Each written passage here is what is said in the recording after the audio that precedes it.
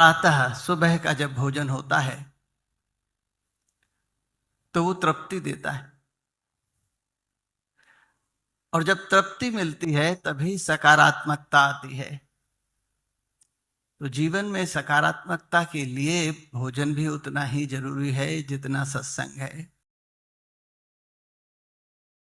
विचार करिए, यदि भगवान ने पेट नहीं दिया होता, भूख नहीं दी होती, तो क्या स्थिति होती?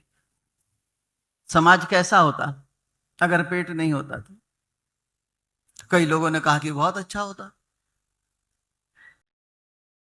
लेकिन अगर मेरी दृष्टि से देखा जाए तो रावण राज्य होता, क्योंकि एक पेट ही है जो सुबह शाम आपको उलझाए हुए है, जो नियंत्रित किए हुए है, जिसके लिए आप 24 घंटे लगे रहते हैं। आप सब भी जहां हैं, जिस स्थिति में है, जिस क्षमता में है, जिस प्रदेश में है, सेवा करें। हम सब सेवा से जुड़े। मंदिर हम जाते हैं कुछ ईश्वर से मांगने के लिए,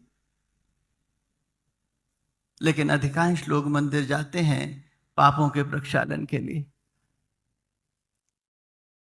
गिल्ट होती है कहीं ना कहीं मन में, क्योंकि कलिकाल में रह रहे हैं, पाप तो निरंतर हो रहे हैं। उनकी निवृत्ति के लिए हम मंदिर जाते हैं।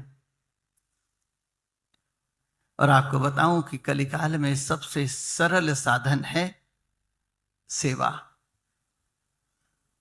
मनुष्य का पाप उसके अन्न पर आकर ठहरता है। आप जब किसी का अन्न खाते हैं तो भोजन नहीं खाते, पाप खाते हैं।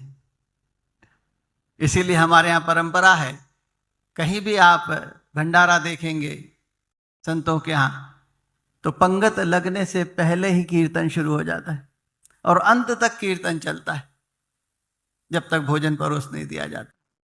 उसका उद्देश्य यही है कि उस पाप का जो प्रक्षालन है, जो अन्न में बसा है, वो कीर्तन से होता है।